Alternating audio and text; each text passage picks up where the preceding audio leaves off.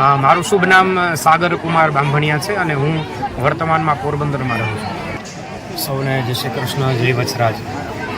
છત્રાવા ગામ વાછરા દાદાનું ખૂબ પ્રસિદ્ધ મંદિર અને મંદિરના વર્તમાનની અંદર બિરાજમાન પરમ પૂજ્ય રણજીત તાતાનો એક સારો સંકલ્પ અને દાદાના નામથી અને ભક્તિથી જોડાયેલા સમસ્ત ભક્ત છે. બધાનો હેતુ એવો છે કે દાદાની પ્રસન્નતા, એના આશીર્વાદ અમને મળે. તો એ આશીર્વાદ હેતુ માટે અને બીજા નંબરમાં વિશ્વનું કલ્યાણ યજ્ઞથી થાય. તો એ યજ્ઞના હેતુથી 2 દિવસનો ભગવાન શિવજીને પ્રસન્ન કરવા માટે હોમાત્મક મહારુદ્ર નામનો યજ્ઞ છે, એનું આયોજન કરવામાં અહીંયા આવ્યું છે. બરોબર છે. મહારુદ્ર યજ્ઞમાં મુખ્ય કુંડની અંદર પદ્મકુંડ અને બીજા 50 કુંડ એમ માંડી અને 51 કુંડ છે. 51 દંપતી પતિ પત્ની તરીકે 51 જોડીઓ છે એ યજ્ઞમાં બેઠા છે. અને ઋષિકુમારો દ્વારા, સંસ્કૃત વિદ્યાલયમાં ભણતા ઋષિકુમારો એના દ્વારા અને ભૂદેવો દ્વારા યજ્ઞના આચાર્ય છે એ અહીંયા છત્રાવાથી નજીક કુતિયાણા જઈએ તો પસવારી ગામ આવે. પસવારી ગામના જ આચાર્ય શ્રી જેઠાલાલ જયંતિલાલ બાંભણિયા એ આચાર્ય પદે છે અને એના અનુસંધાને બધા બ્રાહ્મણો છે એ હોમાત્મક મહારુદ્ર યજ્ઞનું આયોજન, જેનાથી પૃથ્વી ઉપર વિશ્વનું કલ્યાણ તો થાય જ, પૃથ્વી ઉપર અનાવૃષ્ટિ, અતિવૃષ્ટિ એ બધું ના થાય, મનુષ્ય માત્રનું, જીવ માત્રનું કલ્યાણ થાય, એટલા માટે આ યજ્ઞનું આયોજન કરવામાં આવ્યું. ઋષિકુમારો કેટલા છે અહીંયા?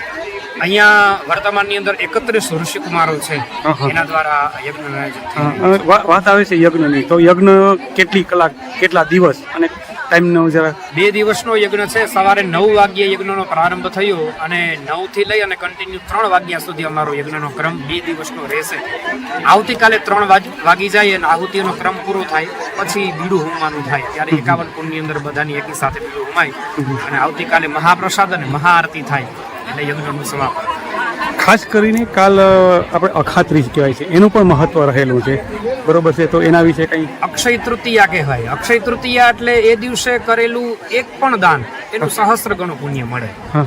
અને એક ઇતિહાસ એવો પણ છે, આપણે પોરબંદર જિલ્લામાં છીએ તો પોરબંદર જિલ્લાનો ઇતિહાસ અને પોરબંદર સુદામાપુરી કહેવાય. સુદામાપુરીમાં સુદામાજી બિરાજમાન છે. આપણી કથા ભાગવતજી એમ કહે છે કે જ્યારે કૃષ્ણ ભગવાનને મળવા માટે, દ્વારિકાધીશને મળવા માટે જ્યારે સુદામા ગયા હતા એ દિવસ અક્ષય તૃતીયા એટલે કે અખાત્રીજનો દિવસ હતો. એટલે એમ પણ અખાત્રીજ પવિત્ર અને અખાત્રીજના દિવસે કરેલું એક પણ દાન એટલે એક આહુતિ હોમાં તો સહસ્ત્ર ગણું પુણ્ય મળે. અહીંયા તો હજારો આહુતિઓ આપવાની છે, અનેક ગણું પુણ્ય અખાત્રીજનું છે. અને આ પેલા પણ અમે 2022માં મહાવિષ્ણુ યાગ નામનો યજ્ઞ અખાત્રીજના દિવસે જ, એ પણ 51 કુંડી યજ્ઞ અખાત્રીજનો એટલા માટે આયોજન કે જેનાથી યજ્ઞમાં બેસનારા અને આમાં જોડાયેલા વ્યક્તિઓને સહસ્ત્ર ગણું પુણ્ય મળે. આપણું હા જી 2 દિવસના અનુક્રમે મહારુદ્ર યજ્ઞનું આયોજન તો ખરી જ, પણ સાથે સાથે અમારા સંસ્કૃત સાહિત્યમાં એક શ્લોક છે, ખલે યજ્ઞે વિવાહે ચ સંક્રાંતો પુત્ર જન્મની ગ્રહણે વ્યતિપાતે ચ દાનમ ભવતિ ચાક્ષય. એટલે એમ સમજો કે યજ્ઞમાં આહુતિઓ અપાય એનાથી દેવતાઓ પ્રસન્ન થાય, દેવતાઓને તૃપ્તિ મળે એ તો છે જ, ભોજનરૂપી પ્રસાદી લેવાય એનાથી મનુષ્યને તૃપ્તિ મળે એ પણ છે, પણ વિવાહ સંસ્કારની વિધિમાં કન્યાદાન દેવાય એનાથી પણ પુણ્યની પ્રાપ્તિ થાય. એટલા માટે થઈ અને સર્વજ્ઞાતિ સમૂહ લગ્નનું આયોજન પણ અહીંયા 2 દિવસના અનુક્રમે થયેલું છે. આજે પ્રથમ દિવસે 9 તારીખના સાંજે 5 વાગ્યા 6 વાગ્યા આસપાસ 25 દંપતીઓ છે એ આજે લગ્ન એમના થશે. આવતીકાલે 26 દંપતીઓ છે એના વિવાહ સંસ્કાર થશે.